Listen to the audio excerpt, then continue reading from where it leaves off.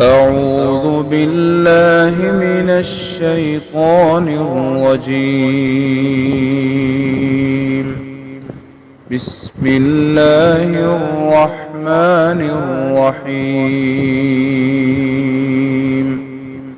السلام علیکم ورحمۃ اللہ وبرکاتہ۔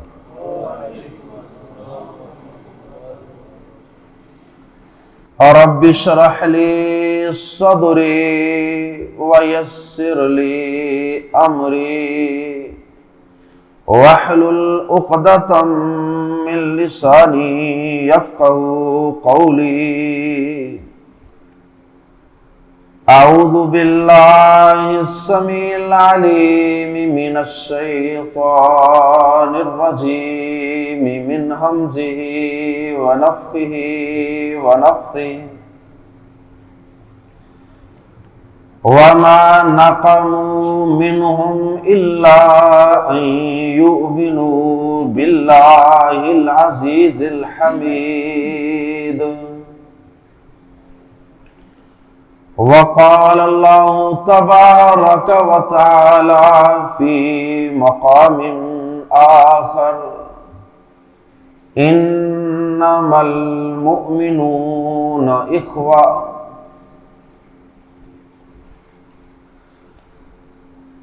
قابل احترام بھائیوں اور بہنوں،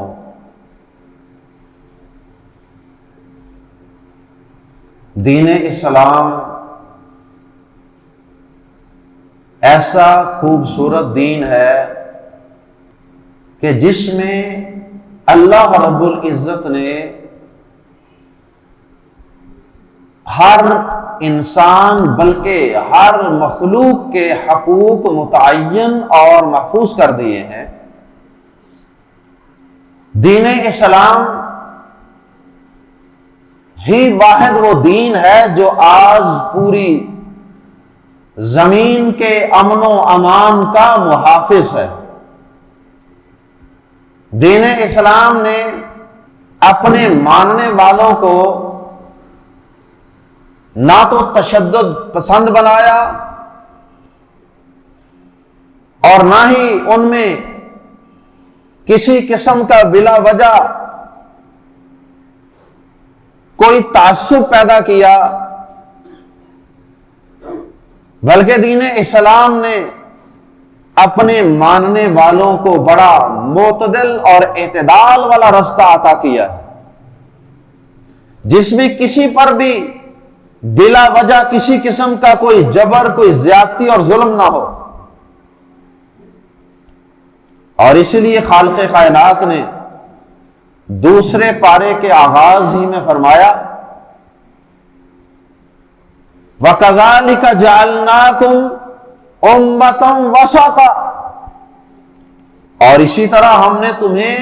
ایک معتدل اور ایک اعتدال والی امت بنایا۔ اسلام سے پہلے جو ادیان تھے، مذاہب تھے، ان میں کچھ چیزوں میں افراط و تفریط تھی، اور وہ افراط و تفریط زیادہ تر ان مذاہب کے پیروکاروں نے خود ہی پیدا فرما لی۔ وہ افراط و تفریط ان مذاہب کے ماننے والوں نے خود ہی اپنے دینوں میں پیدا کر لی تھی۔ جیسے ایام حیض میں وہ اپنی عورتوں کو الگ تھلگ کسی کمرے میں بند کر دیتے تھے اور ان سے میل ملاقات اور ان کو ہاتھ لگانا یا ان کا کسی کھانے وغیرہ کو پکانا یہ بالکل جائز نہیں تھا۔ ایسی ایسی پابندیاں لگا دی جو عورت کے لیے اذیت اور تکلیف کا باعث تھے، لیکن دین اسلام نے ان خود ساختہ اور افراط و تفریط پہ مبنی پابندیوں کو ختم کر دیا، اور اسی طرح ہر چیز میں اعتدال کی راہ اختیار کی۔ پیارے نبی صلی اللہ علیہ وسلم کا فرمان گرامی بھی ہے خیر الامور اوسطها، بہترین کام وہ ہیں جن میں اعتدال ہو، میانہ روی اعتدال۔ اب دین اسلام جنگ کے حوالے سے اپنے ماننے والوں کی پوری رہنمائی کرتا ہے۔ حالانکہ جنگ وہ حالت ہوتی ہے کہ جس میں عام طور پہ انسان جنگ میں اپنے دشمن کے خلاف اپنا غصہ اور اپنا بغض اور نفرت اور دشمنی کا اظہار کرنا اپنا حق سمجھتا ہے، اور اس میں انسان تمام حدوں کو عام طور پہ پھلانگ جاتا ہے۔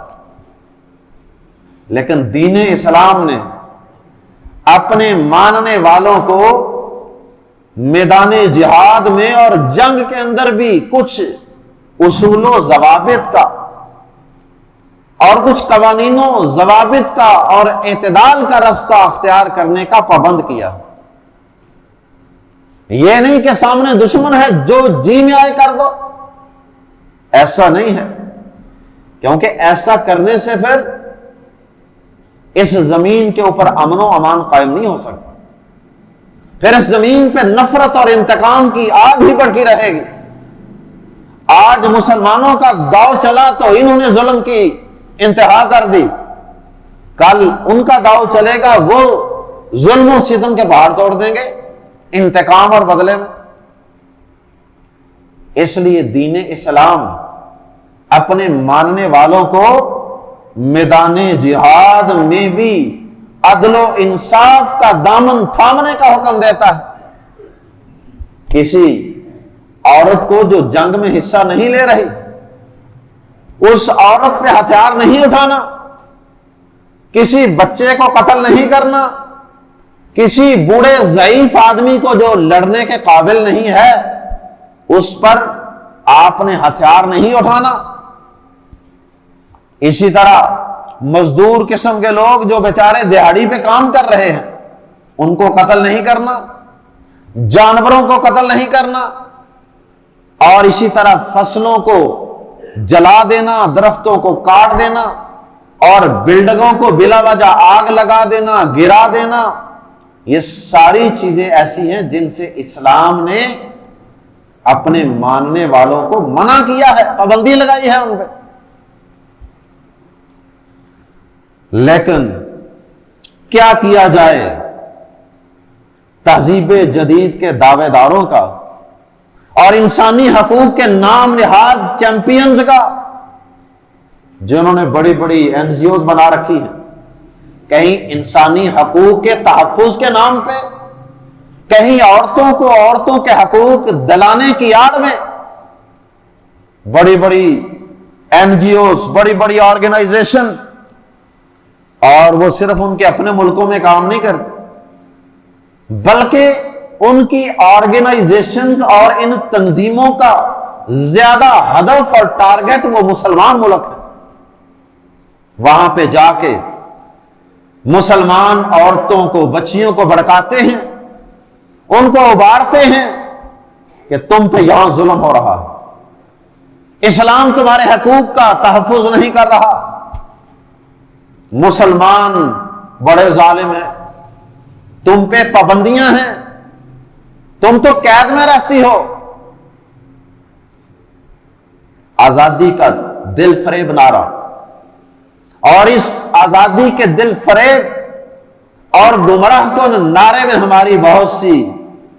بچیاں اور عورتیں اس نعرے کے جال میں پھنس بھی جاتی ہیں۔ کیوں؟ اس لیے کہ وہ اپنی تہذیب سے، اپنے دین سے، اپنے قرآن سے اور اپنے رب سے دور ہوتی ہے۔ انہوں نے صرف کالجوں یونیورسٹیوں میں پڑھا ہوتا ہے اور انہوں نے صرف کافروں کے پروپیگنڈے کو سنا ہوتا ہے۔ انہوں نے کبھی قرآن کو کھولا ہو، سورۃ البقرہ، سورۃ النساء، سورہ طلاق، احزاب، سورہ نور کا مطالعہ کیا ہو تو انہیں پتا ہو کہ میرا دین میرے حقوق کا کتنا بڑا محافظ ہے۔ جس دین نے میرے تحفظ کے لیے قرآن مجید کے اندر سینکڑوں آیات نازل فرما دی، جس دین نے میرے نام سے قرآن مجید میں کئی سورتیں نازل فرما دی۔ سورہ مریم، کیا مریم ایک عورت کا نام ہے کہ نہیں؟ اللہ پاک نے قرآن مجید میں پوری ایک سورت سورہ مریم نازل فرما دی،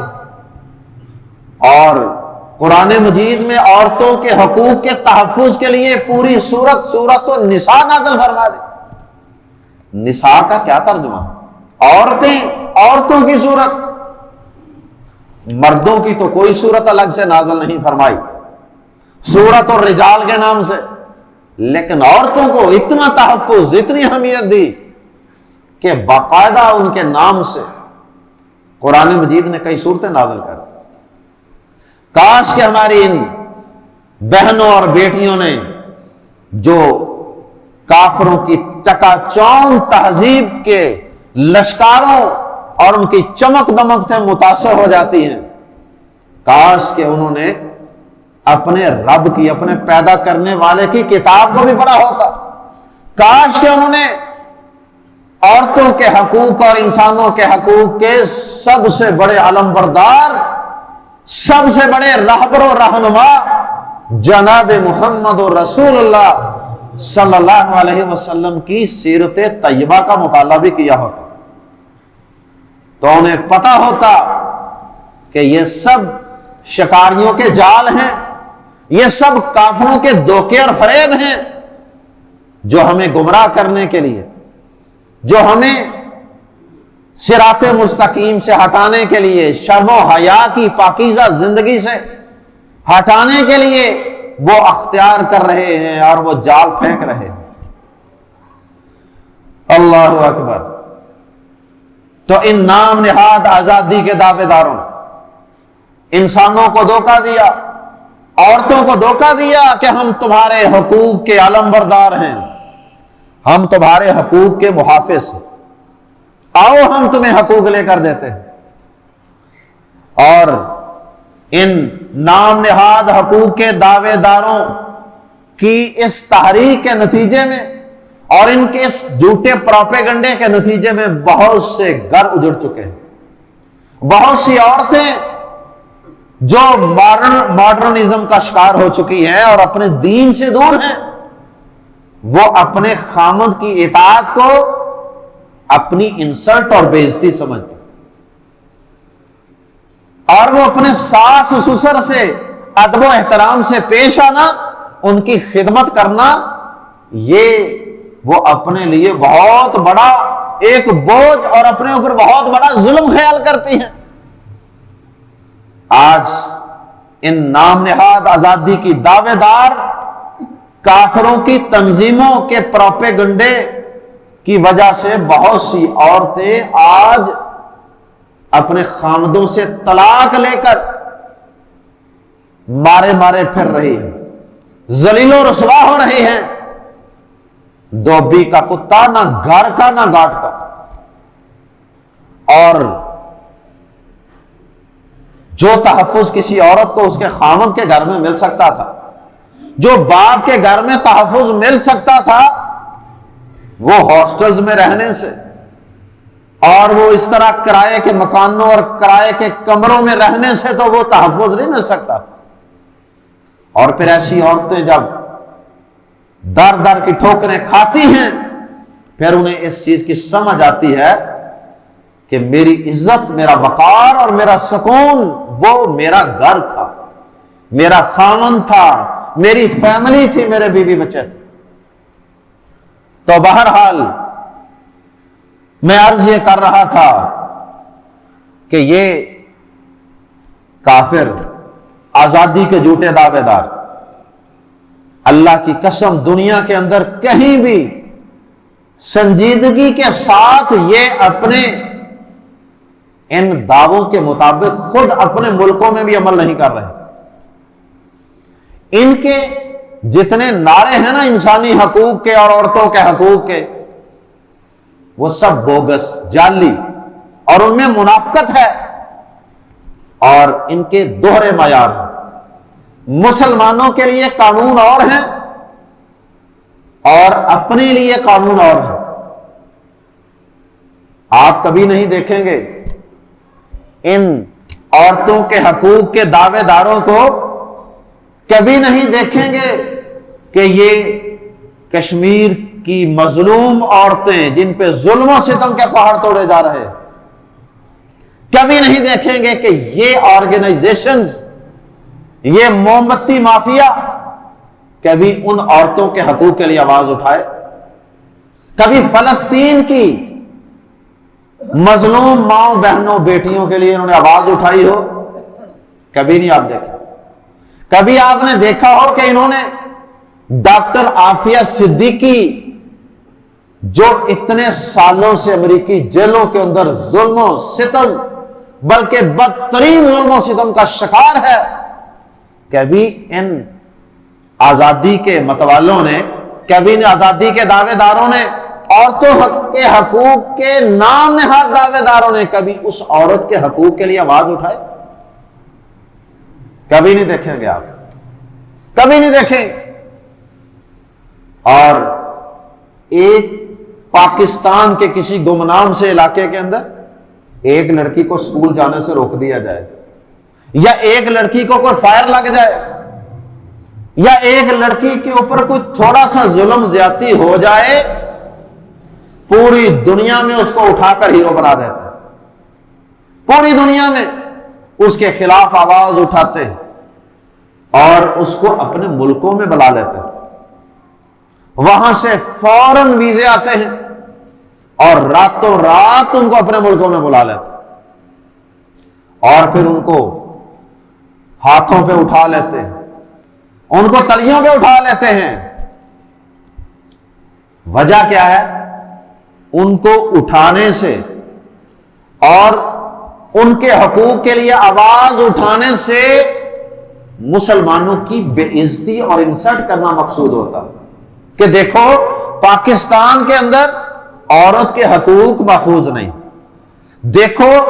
پاکستان کے اندر یا کسی اور اسلامی ملک میں، دیکھو افغانستان میں، پاکستان میں یا سعودی عرب کے اندر، دیکھو عورتوں کو آزادی نہیں، ان کو تعلیم حاصل کرنے کی آزادی نہیں ہے۔ تو ان کے ایک ایک تیر سے کئی کئی ہدف ہوتے ہیں، ایک ایک تیر سے کئی کئی شکار کرتے ہیں۔ ایسی بچیوں کو، ایسی عورتوں کو اٹھا کے پروٹوکول دے کے اپنے ملکوں میں لے جاتے ہیں، اور پھر کبھی فلاں بادشاہ کے ساتھ ملاقات، آج فلاں وزیر کے ساتھ ملاقات ہو رہی ہے، آج فلاں وزیر داخلہ کے ساتھ ملاقات ہو رہی ہے۔ ایک چھوٹی سی گمنام سی لڑکی، ایک محلے میں رہنے والی، اس کو اٹھا کے ہیرو بنا دیتے ہیں۔ اور اس کے برعکس ایک ویل ایجوکیٹڈ خاتون ڈاکٹر عافیہ صدیقی، جس کی ساری تعلیم، سارا اس کا کیریئر وہ امریکہ کے اندر رہ گیا ہے، امریکہ سے ہی اس نے اعلیٰ تعلیم حاصل کی،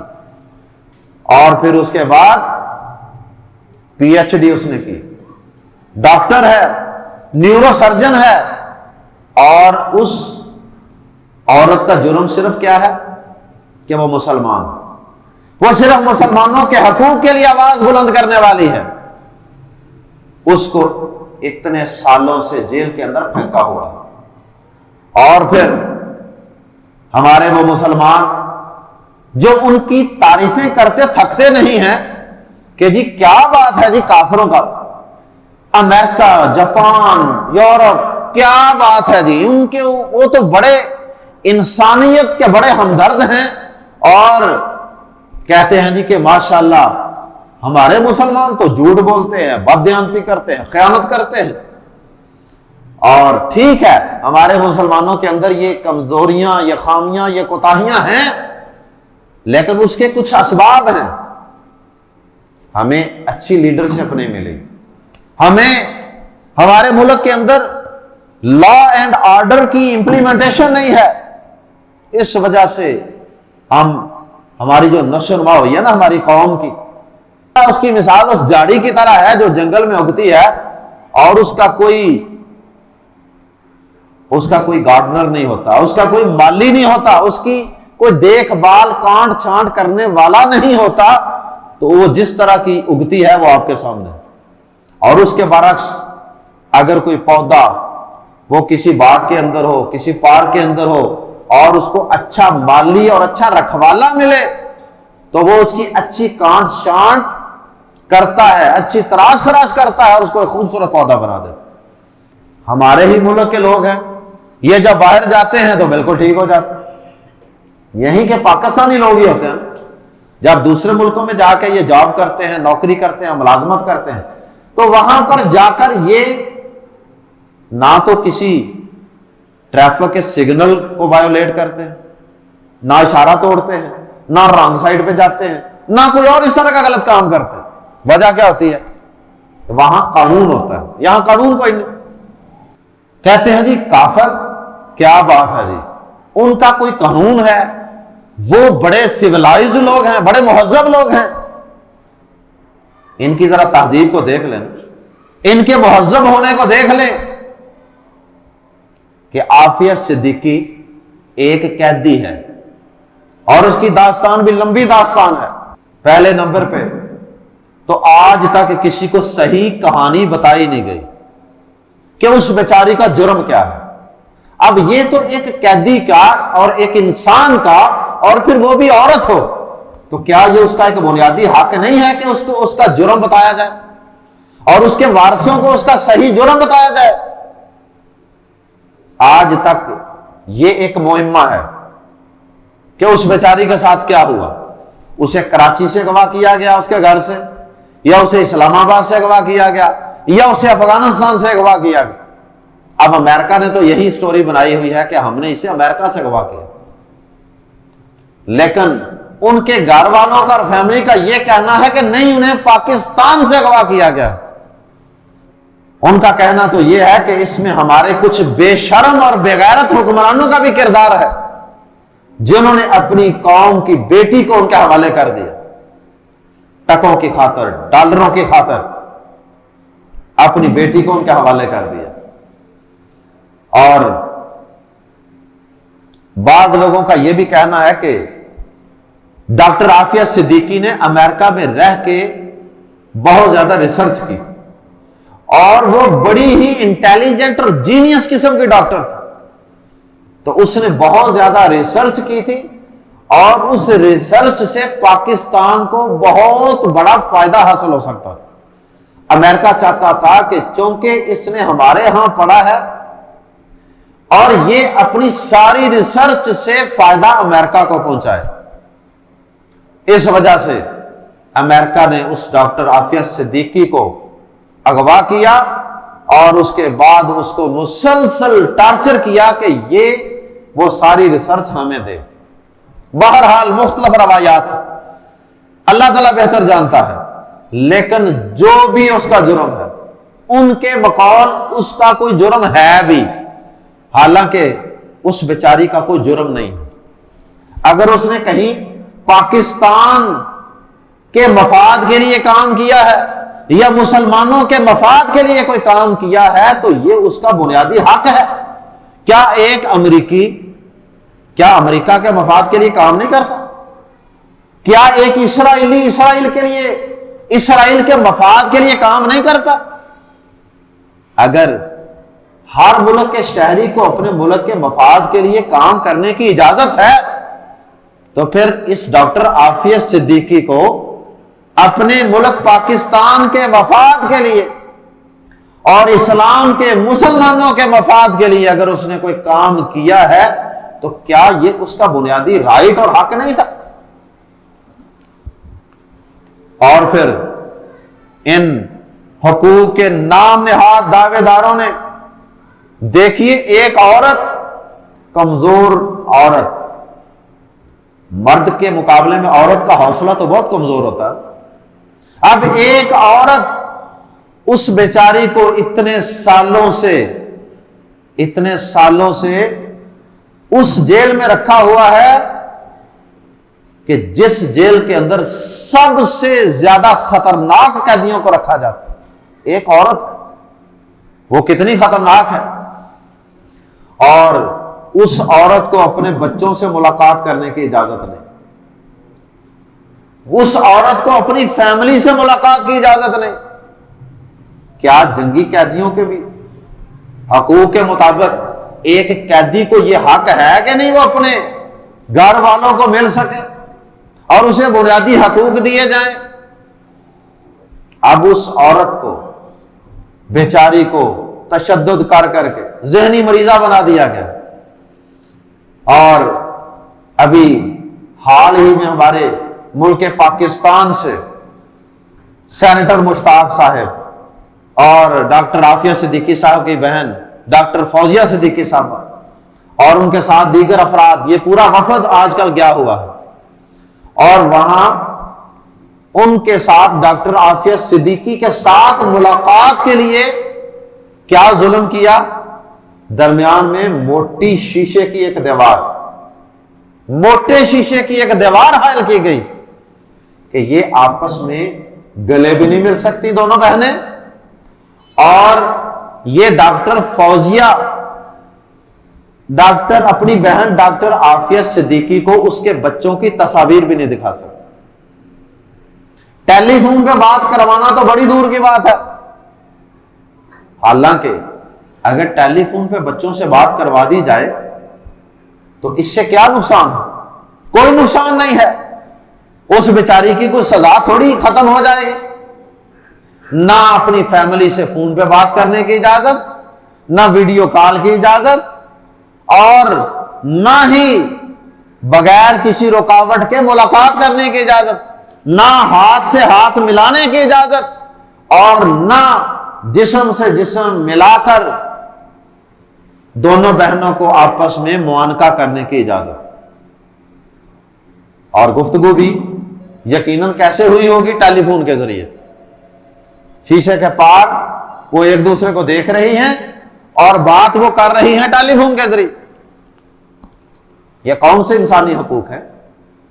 کدھر گئی وہ عورتوں کے حقوق کی دعوے دار تنظیمیں؟ کدھر گئی وہ اسلام آباد کی کراچی کی سڑکوں پہ آ کے موم بتیاں جلانے والی وہ عورتیں جو عورتوں کے حقوق کا نام لیتے ہوئے تھکتی نہیں ہیں؟ انہوں نے کہیں جلوس نکالا ہو، کہیں احتجاج کیا ہو، پلے کارڈ اٹھا کے بینر اٹھا کے کہیں میڈیا پہ آ کے انہوں نے چلا کے امریکہ سے یہ درخواست کی ہو کہ اس عورت بیچاری کو اپنی بہن سے بغیر کسی رکاوٹ کے ملنے کی اجازت دی جائے؟ جب آپ ان کی ساری گفتگو ریکارڈ کر رہے ہیں تو پھر آپ کو کیا تکلیف ہے ان کو ملاقات کرنے سے روک رہے ہیں؟ سچی بات یہ ہے کہ یہ کافر، یہ دنیا کے بدترین جانور ہیں، بدترین جانور۔ اور اللہ پاک نے ایسے نہیں کہا کہ اولئک کالانعام بل ھم اضل، یہ جانور ہیں، جانور بلکہ جانوروں سے بھی بدتر ہیں۔ اور ہمارے پیارے دین اسلام نے قیدیوں کو کتنے حقوق دیے؟ آپ نبی صلی اللہ علیہ وسلم کے غزوات کو پڑھ کے دیکھیں، غزوہ بدر کو پڑھ کے دیکھیں، احد کو پڑھ کے دیکھیں، فتح مکہ کو پڑھ کے دیکھیں، سارے قیدی سامنے قطار میں کھڑے ہیں، اور اللہ کے نبی صلی اللہ علیہ وسلم نے عام معافی کا اعلان کر دیا۔ اور پھر جنگوں کے بعد یہ قدیم زمانے سے رواج چلا آ رہا تھا کہ جنگوں کے بعد جب دشمن کی عورتیں جو آپ کے قبضے میں آ جائیں وہ لونڈیاں بن جاتی تھی، اور جو بچے آتے تھے، مرد آتے تھے، وہ غلام بن جاتے تھے۔ غلاموں اور لونڈیوں کے سب سے پہلے حقوق اگر کسی نے اس روئے زمین پہ مقرر کیے تو وہ اسلام نے کی، اور یہ مقدس کتاب دنیا کے اندر امن و امان کی محافظ کتاب قرآن مجید، یہ اللہ تعالیٰ کے بندوں کا، جنتیوں کے اوصاف کا تذکرہ کرتی ہے تو اس کے اندر ان کا یہ وصف بھی بیان کرتی ہے کہ وہ قیدیوں کے حقوق کا تحفظ کرنے والے۔ ہر جمعے کے دن فجر کی نماز میں آپ یہ آیت مبارکہ سنتے ہوں گے، وَيُطْعِمُونَ الطَّعَامَ عَلَىٰ حُبِّهِ مِسْكِينًا وَيَتِيمًا وَأَسِيرًا۔ وہ کھانا کھلاتے ہیں علی حبی ہی، اللہ کی محبت کی وجہ سے، اللہ کے حکم کی وجہ سے، اللہ کے آرڈر کی وجہ سے وہ کھانا کھلاتے ہیں کسے؟ مسکینوں کو بھی، یتیموں کو بھی، واسیرا، اور قیدیوں کو، اسیر لوگوں کو، قیدیوں کو کھانا کھلانے کی بھی ترغیب رب کائنات کی، رب العالمین کی یہ کتاب دے رہی ہے۔ اور جنتیوں کے اور نیک لوگوں کے اوصاف میں باقاعدہ اس کا تذکرہ فرمایا اللہ پاک نے کہ وہ قیدیوں کو کھانا کھلاتا ہے۔ اللہ اکبر! قیدی چاہے کافر ہو، آپ کا دشمن ہو، لیکن اسے بنیادی حقوق دینا، اس کو جینے کا حق دینا، اس کو کھانا دینا، اس کو پینا دینا، اور اس کو اپنے رشتہ داروں سے ملنے کی اجازت دینا، اور اسے اپنی بے گناہی ثابت کرنے کے لیے عدالت کے اندر پیش ہو کر اپنی بے گناہی ثابت کرنے کا حق دینا، یہ قیدی کے بنیادی حقوق ہے۔ لیکن بدقسمتی سے دنیا کے اندر یہ جو بڑے بڑے فرعون ہیں، یہ بڑے بڑے جابر حکمران ہیں، جنہوں نے دنیا کے امن و امان کو تہس نہس کر کے رکھ دیا، دنیا کے سارے امن و امان کو انہوں نے تباہ و برباد کر کے رکھ دیا ہے۔ ان کی انہی دوگلی اور ناانصافی پہ مبنی پالیسیوں نے دنیا کے امن کو تباہ و برباد کر دیا، آگ لگا رکھی ہے انہوں نے ہر جگہ۔ اللہ اکبر! پھر کہتے ہیں جی دنیا سے دہشت گردی ختم کیوں نہیں ہوتی؟ دہشت گردی کیسے ختم ہوگی جب آپ ظلم و ستم کے پہاڑ توڑیں گے اور جرم بھی کوئی نہ ہو، صرف جرم یہ ہے کہ وہ مسلمان ہو۔ اور اللہ پاک نے قرآن مجید کے اندر اصحاب الاخدود کا تذکرہ فرمایا۔ اصحاب الاخدود پر بھی اس دور کے بادشاہ نے بڑا ظلم کیا تھا، تو اللہ پاک نے ان کی مظلومیت کا تذکرہ فرماتے ہوئے فرمایا وَمَا نَقَمُوا مِنْهُمْ إِلَّا أَن يُؤْمِنُوا بِاللَّهِ الْعَزِيزِ الْحَمِيدِ، اور وہ کافر ان کے اوپر جو ظلم و ستم کر رہے تھے، ان مظلوموں پر، کمزوروں پر، اصحاب الاخدود پر خندقیں کھود کھود کے ان میں پھینک کر، ان پہ تیل جلا کر، تیل ڈال کر، ایندھن ڈال کر، آگ لگا کر ان کو جلا رہے تھے، ظلم و ستم کے پہاڑ توڑ رہے تھے، تو ان کا قصور اس کے سوا اور کوئی نہیں تھا کہ انہوں نے یہ کہا تھا کہ ہمارا رب اللہ ہے، بس وہ ایک اللہ پر ایمان لائے تھے، بس اس کے علاوہ اور ان کا کوئی جرم نہیں تھا۔ تو آج دنیا کے یہ بڑے بڑے موجودہ دور کے فرعون، یہ آج مسلمانوں پہ اگر، کمزوروں پہ اگر ظلم کر رہے ہیں تو اس کا سبب کیا ہے کہ یہ اللہ اور اس کے رسول کو ماننے والے ہیں، اور اسی چیز کا یہ ان سے انتقام لے رہے ہیں۔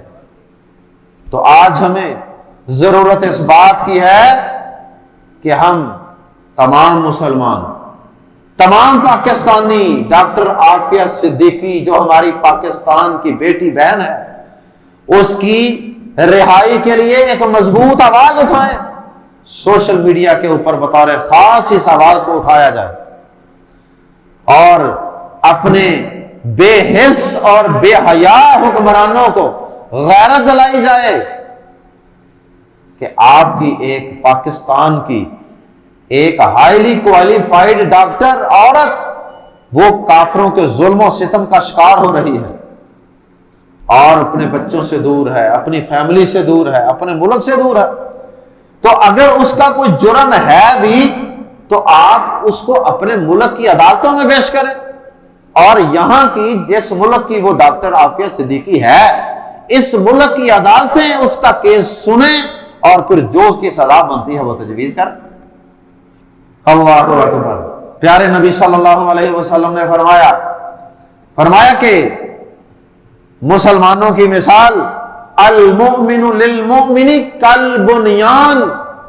فرمایا کہ ایک مومن دوسرے مومن کے لیے ایک مضبوط دیوار ہے، ایک دیوار ہے، ایک اینٹ ہے، یشد بعضہ بعضا، جس طرح ایک عمارت ایک دیوار کی ایک اینٹ دوسری اینٹ کو مضبوط کرتی ہے، سہارا دیتی ہے، فرمائے ایسے ایک مومن دوسرے مومن کے لیے ایک اینٹ اور ایک دیوار کی حیثیت رکھتا ہے، یہ اس کو مضبوط کرتا ہے۔ اور پھر پیارے نبی صلی اللہ علیہ وسلم نے فرمایا مثل المؤمنین فی توادہم وتراحمہم وتعاطفہم کل مثل الجسد، فرمایا کہ مسلمانوں کی آپس کی محبت، شفقت، رحم دلی، اخوت، اس کی مثال ایک جسم کی مثال ہے۔ فرمایا کہ اگر ایک جسم کا ایک عضو دکھتا ہے، دکھ محسوس کرتا ہے، تکلیف محسوس کرتا ہے، تو سارا جسم تڑپتا ہے، سارا جسم تکلیف محسوس کرتا ہے۔ اگر آنکھ میں تکلیف ہو پورا جسم تکلیف محسوس کرتا ہے، اگر کان میں تکلیف ہو، دانت میں تکلیف ہو، پورا جسم تڑپتا ہے، تکلیف محسوس کرتا ہے۔ فرمایا مسلمانوں کی مثال بھی ایک مضبوط جسم کی مثال ہے۔ اور اسی کے متعلق علامہ اقبال نے کہا تھا نا، اخوت تو اس کو کہتے ہیں، اخوت تو اس کو کہتے ہیں کہ چبھے کانٹا جو قابل میں تو ہندوستان کا ہر پیر و جوان بے تاب ہو جائے۔ اخوت اور اسلامی بھائی چارہ اس کو کہتے ہیں کہ اگر افغانستان کے شہر کابل میں اگر کسی مسلمان کے پاؤں میں کانٹا بھی چبھے تو پاکستان اور انڈیا میں بیٹھا ہوا، ہندوستان میں بیٹھا ہوا ہر نوجوان اور ہر بوڑھا بے قرار اور بے تاب اور بے چین ہو جائے کہ ہمارے مسلمان بھائی کے پاؤں میں کانٹا چبھا، اسے تکلیف ہوئی۔ اور ہماری اس بہن کو، اس بہن کے اوپر تو پتہ نہیں اتنے سالوں کے اندر کیا کیا ظلم و ستم کیا گیا ہوگا، کس کس طریقے سے اس بیچاری کو ٹارچر کیا گیا ہوگا، اور ان سزاؤں کا اندازہ ان کے رویے سے ہو رہا ہے۔ درمیان میں موٹے شیشے کے ساتھ رکاوٹ کھڑی کرنا اور اپنے بچوں کی تصویریں تک دیکھنے کی اجازت نہ دینا، یہ سب چیزیں بتا رہی ہیں ان کافروں کے دلوں میں اسلام کے لیے اور مسلمانوں کے لیے کتنا بغض اور نفرت بھری ہوئی ہے۔ اور سچی بات یہ ہے ان کے سب آزادی کے دعوے، حقوق انسانی کے دعوے، عورتوں کے حقوق کے دعوے، یہ سب دھوکہ اور فریب ہیں۔ یہ ان کے دلوں کے اندر بڑا بغض ہے، بغض۔ اللہ کرے کہ ہمارے مسلمانوں کو بھی اس بات کی سمجھ آ جائے کہ یہ ہمارے دشمن ہیں اور یہ ازلی دشمن ہیں، اور اللہ پاک ہمیں اپنی اخوت کو، اپنے بھائی چارے کو اللہ تعالیٰ مضبوط کرنے کی توفیق عطا فرمائے، اور اللہ پاک ہماری اس بہن عافیہ صدیقی کو جلد از جلد اپنی فیملی میں، اپنے بچوں میں اور اپنے خاندان میں اور اپنے ملک میں واپس لوٹا دے، اور اللہ تعالیٰ ہمارے بے حس حکمرانوں کو